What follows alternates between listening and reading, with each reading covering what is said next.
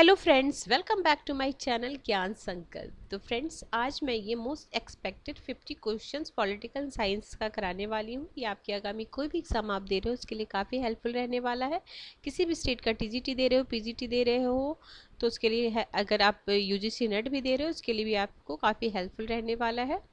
और फ्रेंड्स, इसके अलावा आपको पॉलिटिकल साइंस की काफ़ी सारी क्लासेस मेरे चैनल पे ऑलरेडी अपलोड कर रखा है मैंने यूजीसी नेट के सिलेबस के अकॉर्डिंगली।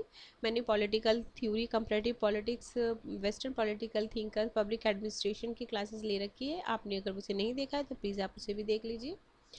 इसके अलावा मैंने हिस्ट्री की भी क्लासेस ले रखी है। अगर आप टीजीटी पीजीटी दे रहे हो हिस्ट्री से तो उसके लिए भी काफ़ी हेल्पफुल क्लास मिल जाएगी मेरे चैनल पे। तो फ्रेंड्स, आज का क्लास मैं स्टार्ट करती हूँ। अगर किसी वजह से ये चैनल आपको हेल्प कर रहा है, अगर आपके प्रिपरेशन में थोड़ी भी हेल्प करिए, तो आप प्लीज़ मेरे चैनल को सब्सक्राइब करें, मेरे वीडियो को लाइक करें, अपने फ्रेंड में शेयर करें। आज का क्लास है, आज के क्लास का फर्स्ट क्वेश्चन है, अनुपातिक समानता के सिद्धांत का प्रतिपादक किसने किया था? तो ये अरस्तु जी ने किया था, अनुपातिक प्रतिनिधित्व, अनुपातिक समानता के सिद्धांत का। अगला है, राजनीतिक सिद्धांत को सिंहासन के पीछे की शक्ति किसने कहा था? तो ये लॉर्ड ब्राइस ने कहा था। Option A is right answer. मैं फ्रेंड्स 50 क्वेश्चन कराने वाली हूँ, तो मैं सिर्फ आंसर आपको बताऊंगी ताकि आप जल्दी से कंप्लीट हो जाए 50 क्वेश्चन। अगर मैं ज़्यादा एक्सप्लेन करूंगी तो वीडियो काफ़ी लंबी हो जाएगी। अगला, मैन वर्सेस स्टेट नामक पुस्तक के लेखक कौन है? तो मैन वर्सेस स्टेट के पुस्तक के लेखक हैं आपको स्पेंसर, ऑप्शन सी। अगला है, निम्नलिखित में से किस विचारक के बारे में यह कहा जाता है कि उसने आधुनिक लोक कल्याणकारी राज्य के सिद्धांत का मार्ग प्रशस्त किया? आधुनिक, देखो आधुनिक बोला जा रहा है, ठीक है, तो Herbert Spencer. Option number, sorry T H green होगा ना, इसमें टीएच ग्रीन, इसमें टीएच ग्रीन होगा, सॉरी फ्रेंड्स, ये ऑप्शन नंबर बी होगा इसका आंसर, ठीक है। अगला है, यूरो सब साम्यवाद शब्द के प्रथम प्रयोग कौन किया था? एनरिको बर्लिंगर ने किया था। Option D is the right answer. अगला है, इस विचार की वकालत किसने की है कि जनता का शासन एक कल्पना है, कुछ लोगों का शासन हकीकत है? तो ये ऐसा बोले थे अभिजनवादी, एलिट थ्योरी वाले, एलिटिकल थ्योरी वाले। अगला है, वैज्ञानिक व्यक्तिवाद की अवधारणा का विकास किसने किया? तो वैज्ञानिक व्यक्तिवाद की अवधारणा का विकास हर्बर्ट स्पेंसर ने किया। वैज्ञानिक व्यक्तिवाद। उदारवाद का प्रतिपादन उदारवाद का प्रतिवाद क्या है? तो उदारवाद का आपका प्रतिवाद है समाजवाद, मतलब इसका अपोजिट। अगला, वैज्ञानिक, इसमें ऑप्शन इधर है, देखो ये पूरा क्वेश्चन नहीं है, तो इसका क्वेश्चन मैं, वैज्ञानिक समाजवाद के निर्णायक तत्व हैं, तो इसका आंसर मैं आपको बता सकती हूँ क्योंकि इस पीडीएफ में सही से नहीं है, तो मैं इसका आंसर आपको बता सकती हूँ मैं अपने बुक से देख के। एक मिनट अपना, क्वेश्चन नंबर क्या है? 413 है ना, इसका आंसर हो जाएगा आपका ऑप्शन, क्वेश्चन है वैज्ञानिक समाजवाद के निर्णायक तत्व। तो वैज्ञानिक समाजवाद के जो निर्णायक तत्व हैं वो है आपका वो है आपका, एक मिनट फ्रेंड्स,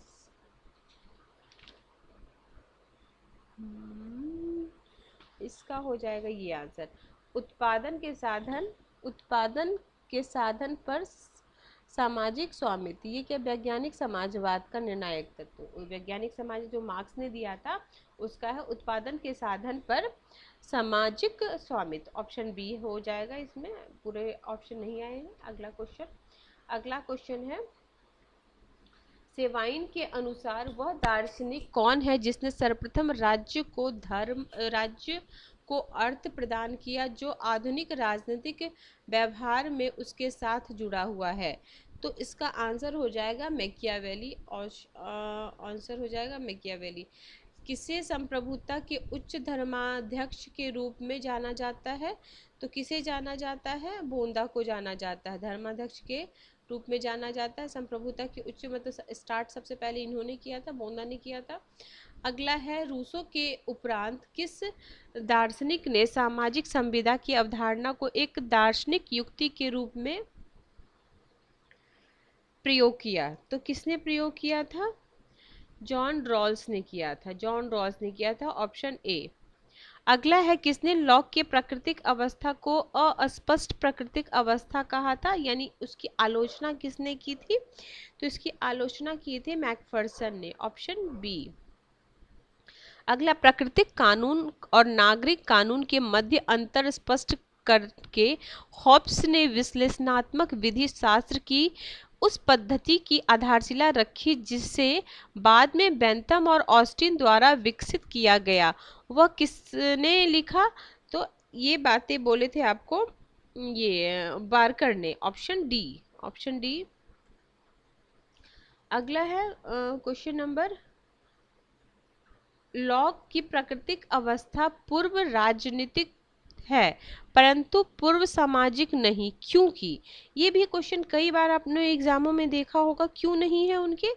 क्योंकि इस अवस्था में रहने वाले लोगों का समष्टिगत सामाजिक जीवन के रूप में एक समाज है।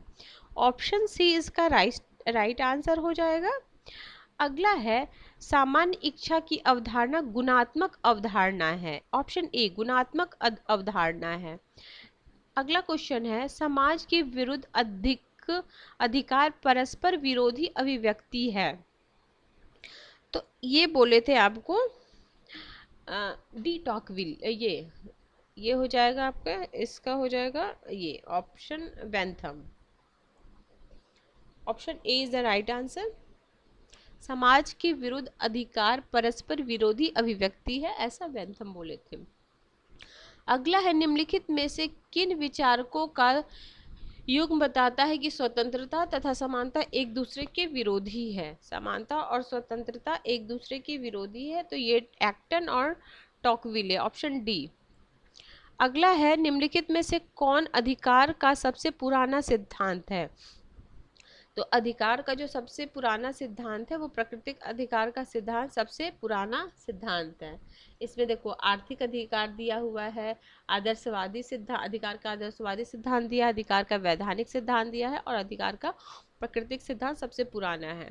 स्वतंत्रता और समानता सर्वश्रेष्ठ समन्वय संभव और व्यवहार है, तो ये हो जाएगा लोकतांत्रिक समाजवाद के अंतर्गत। लोकतांत्रिक समाजवाद के अंतर्गत स्वतंत्रता और समानता सर्वश्रेष्ठ समन्वय संभव और व्यवहार है, ऑप्शन बी।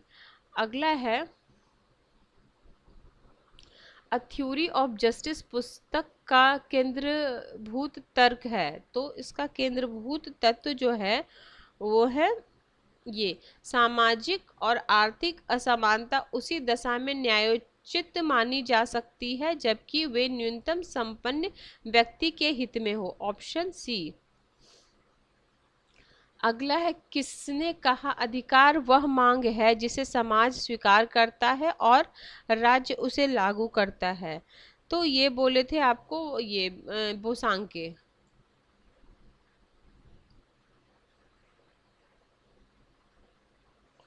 अगला है, ये क्वेश्चन आपको पूरा नहीं है, मैं नेक्स्ट क्वेश्चन पे जाती हूँ। निम्नलिखित में से किस विचारक ने स्वतंत्रता तथा समानता को एक दूसरे का पूरक बताया है? पूरा क्वेश्चन पूरा नहीं था, तो देखो ये हो जाएगा, ये रूसो, ये एक दूसरे के पूरक माना है, तो लॉर्ड एक्टन हो जाएंगे। लॉर्ड एक्टन एक दूसरे के पूरक नहीं माना है, तो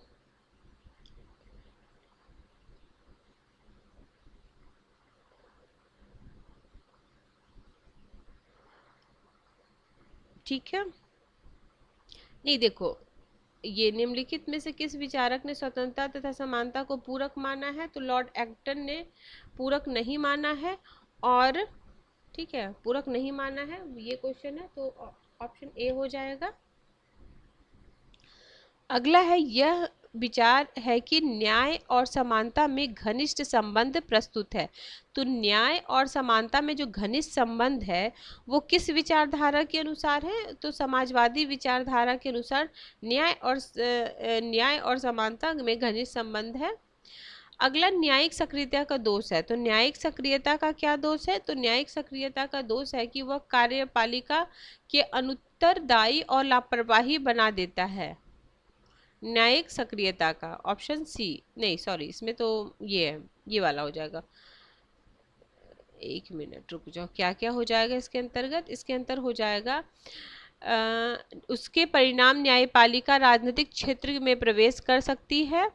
फिर है न्याय पालिका को सर्वसत्तावादी तथा तानाशाही बना देती है। तीसरा है वो कार्यपालिका की अनुत्तरदायी और लापरवाही बना देती है। देखो ये वाला वह सरकार के 3 भागों में शक्ति विभाजन को धूमिल बना देती, ये वाला इसको एलिमिनेट करना था, तो आ जाता है हमारा ऑप्शन सी इसका राइट आंसर है। ठीक है, अगला है किसने संघात्मक सरकार की परिभाषा इस प्रकार दी है कि एक संघात्मक राज्य एक ऐसे राजनीतिक उपाय के अतिरिक्त कुछ नहीं है जिसका उद्देश्य राष्ट्रीय एकता तथा राज्य के अधिकार में मेल रखना है। तो ये 31 का आपका आंसर हो जाएगा option number C, A B D C. Option number C, A B D C. ठीक है, अगला क्वेश्चन है प्रथम आंतरिक सरकार 24 अगस्त 1946 को घोषित की गई थी। निम्नलिखित में से कौन इसमें सम्मिलित नहीं थे? बाकी 3 उसमें सम्मिलित थे और कौन एक उसमें सम्मिलित नहीं थे? तो ए बी अलेक्जेंडर इसमें सम्मिलित नहीं थे। बाकी कौन? राजगोपालाचारी थे, जगजीवन राम थे, सफात अहमद खान, ये तीनों थे। निम्नलिखित में से किसके द्वारा भारत की संविधान सभा में उद्देश्य प्रस्ताव प्रस्तुत किया गया था? तो ये किसके द्वारा? तो ये जवाहरलाल नेहरू द्वारा उद्देश्य प्रस्ताव, जिसको प्रस्तावना बोलते हैं, प्रस्तावित किया गया था। अगला है दक्षिण अफ्रीका में अपने निवास की अवधि में गांधी जी जिस पत्रिका का प्रकाशन किए थे उसका नाम क्या था? ये बहुत ही बार एग्जामों में आ चुका फ्रेंड्स, तो ये इंडियन ओपिनियन था। अगला है ये आपको मैच द फॉलोइंग करना है। अपवाह सिद्धांत, स्वराज मेरा जन्मसिद्ध अधिकार है, पृथक सांप्रदायिक मतदान मंडल, विधायन मंडल में प्रवेश। तो देखो सबसे पहले स्वराज मेरा जन्मसिद्ध अधिकार है, बाल गंगाधर तिलक, ये बहुत ही कॉमन है। और अपवाह यानी ड्रेन थ्योरी जो था वो उनका था, दादा भाई नौरोजी का। तो सबसे पहले हम ए में लगाएंगे 4, ए में 4 और हमारा बी में हो जाएगा 3, ए में 4 बी में 3, तो हमारा एक से ही आंसर आ जाता। और सेकंड हो जाएगा ये क्या है, पृथक सांप्रदायिक मतदान मंडल में सेकंड हो जाएंगे जिन्ना हो जाएंगे।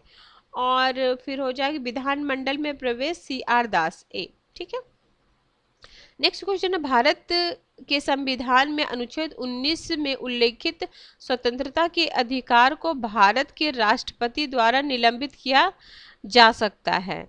तो इसका आपको ये इसमें ऑप्शन नंबर डी 352। ठीक है, अगला जनहित याचिका का कानूनी आधार पाया जाता है। तो जनहित याचिका का जो आधारभूत माना जाता है कानून वो क्या है? वो है आपका इसमें स्वयं संविधान में, ऑप्शन नंबर सी।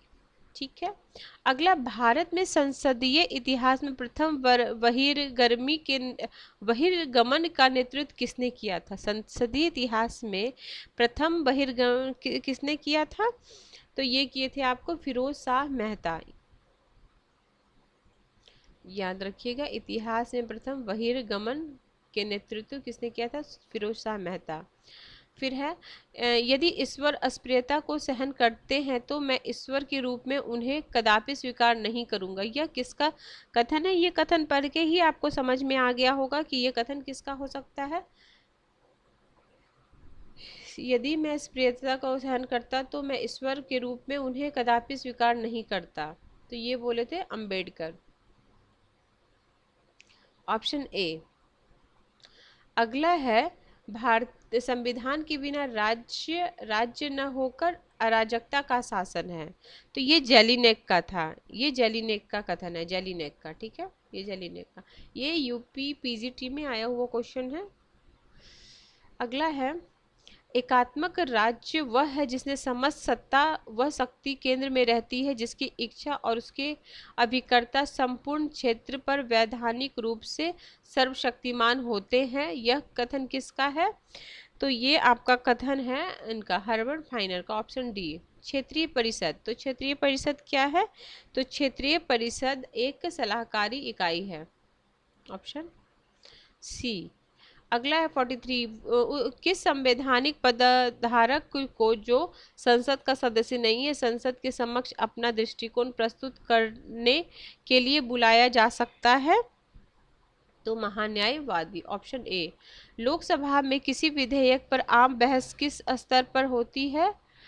तो आम बहस जो है वो आपका द्विवाचन में होती है। किस स्तर तक होती है? द्विवाचन, ऑप्शन बी, ऑप्शन बी। ठीक है, अगला क्वेश्चन है, किसने इस बात पर बल दिया है कि राज्य सर्वोच्च नैतिकता का प्रतिनिधित्व करता है? तो नैतिकता की बात कांट बोले हैं। अगला है, निम्नलिखित में से किसने यह संविधान का कार्य बताता है सरकार के निरंकुश कार्यों को सीमित करना? तो सरकार के कार्यों को सीमित करने की बात बताते हैं आपको स्ट्रॉन्ग, स्ट्रॉन्ग, ऑप्शन सी। अगला है, एक्सपीरियंस एंड इट्स मोड्स नामक पुस्तक किसने लिखा था? तो इस पुस्तक के लेखक हैं आपका वो बी पारेख। ये भी क्वेश्चन आया हुआ है, बी पारेख, भीखू पारेख होगा। अगला है, निम्नलिखित में से कौन एक सुमेलित नहीं है? सुमेलित नहीं है, तो ये इसका आंसर हो जाएगा आपका, ये नहीं सुमेलित है। A Brecht the future of democracy, A Brecht का ये वाला नहीं है, बाकी बर्नस्टीन का इवोल्यूशनरी ये सोशलिज्म ये है। देखो ये नहीं है, इसको मत, यही आंसर हो जाएगा। बाकी जो है वो भी आप देखो। एप्टर का क्या, the political of modernization, Barker का principle of social and political theory, Bernstein का है इवोल्यूशनरी सोशलिज्म। ये तीनों सही है, ये सही नहीं है ये वाला। अगला है, डेविड स्टन ने राजनीतिक सिद्धांत में इतिहासवाद के लिए किसे दोषी ठहराया? तो किसे दोषी ठहराते हैं? ये डनिंग और सेवाइन तथा मैक्लुवेन को ठहराते हैं, ऑप्शन डी। निम्नलिखित में किसने रात्रि प्रहरी राज्य की अवधारणा प्रस्तुत की थी? रात्रि प्रहरी राज्य की अवधारणा आप किसने प्रस्तुत की थी? तो रॉबर्ट नॉजिक। अगला है, निम्नलिखित में से किसे एक आधुनिक राष्ट्र राज्य के उद्भव के लिए एक उत्तरदायी कारक माना जाता है? तो ये माना जाता है आपको प्रादेशिक संप्रभुता का सिद्धांत, ऑप्शन ए। 52 हो जाएगा, पॉलिटिकल मैन किसका है? लिपसेट का, ऑप्शन डी। अब मानव समाज राज्य के मध्य में संबंधित व्यक्तियों का बालू का ढेर बल्कि समूहों के ऊर्ध्वगामी पद सोपानी, यह कथन किसका है? तो ये कथन आपका हो जाता है फिगिस का, ऑप्शन ए। अगला है, मैच करना है, ठीक है, तो इसका है ऑप्शन बी आंसर है। आपको मैच कर देते हैं। राज्य नैतिकरण की एक इकाई है, नैतिकरण की इकाई है, तो ये बोलते हैं ये, इसमें ये हो जाएगा फर्स्ट में, सेकंड लगा दी, ए में लॉक, लॉक में हो जाएगा आपका ये राज्य लोगों की इच्छाओं पर आधारित है। फिर अरस्तु राज्य विधि सृजन और विवेक है, ये फर्स्ट हो जाएगा आपका बी में, फिर थर्ड हो जाएगा और ये फिफ्थ हो जाएगा, ठीक है, फिफ्थ डिगविड का, ठीक है, डिगविड का ये हो जाएगा। राज्य प्राथमिक रूप से एक सामाजिक तथ्य है, option B is the right answer. Next question, आज के क्लास का लास्ट क्वेश्चन है, असंतुष्ट मानव संतुष्ट शुगर की अपेक्षा अच्छा है, असंतुष्ट शुक्रात पूर्णतः संतुष्ट मूर्ख की अपेक्षा उत्कृष्ट है, यह किसने कहा था? तो ये आपको कहे थे बेंथम ने, ये जेस मिल ना, ऑप्शन बी, ठीक है, option B is the right answer. तो फ्रेंड्स, आज हमने 50 मोस्ट एक्सपेक्टेड क्वेश्चंस किया है। अगर आपको किसी भी वजह से ये क्लास हेल्पफुल लग रही है, अगर आपके प्रिपरेशन में थोड़ी भी हेल्प कर रही है, तो आप प्लीज़ मेरे चैनल को सब्सक्राइब करें, मेरे वीडियो को लाइक करें, अपने फ्रेंड में शेयर करें। तो ऐसे ही मैं इंपॉर्टेंट क्वेश्चंस और मोस्ट एक्सपेक्टेड क्वेश्चन की वीडियो लाती रहूँगी। इसके साथ मैं थ्योरेटिकल पार्ट को भी आपको आपकी क्लास लेके आऊँगी, ताकि आपके कॉन्सेप्ट भी क्लियर हो, साथ में आप MCQ भी करो, क्योंकि फाइनली एग्ज़ाम में तो आपको MCQ ही सॉल्व करनी है। तो पढ़ना तो है ही, थ्योरेटिकल पार्ट को करना भी ज़रूरी है, साथ में MCQ भी लगाना बहुत ही ज़रूरी है, क्योंकि एग्ज़ाम में जब तक आप बहुत सारे MCQ नहीं सॉल्व करोगे तो आपको कॉन्फिडेंस आपका बिल्ड नहीं हो पाएगा। तो ठीक है फ्रेंड्स, तो आपको किसी वजह से अच्छा लगे तो सब्सक्राइब करें मेरे चैनल को, लाइक करें मेरे वीडियो को, और अपने फ्रेंड में शेयर भी करें। ठीक है, till then bye bye, see you in next video.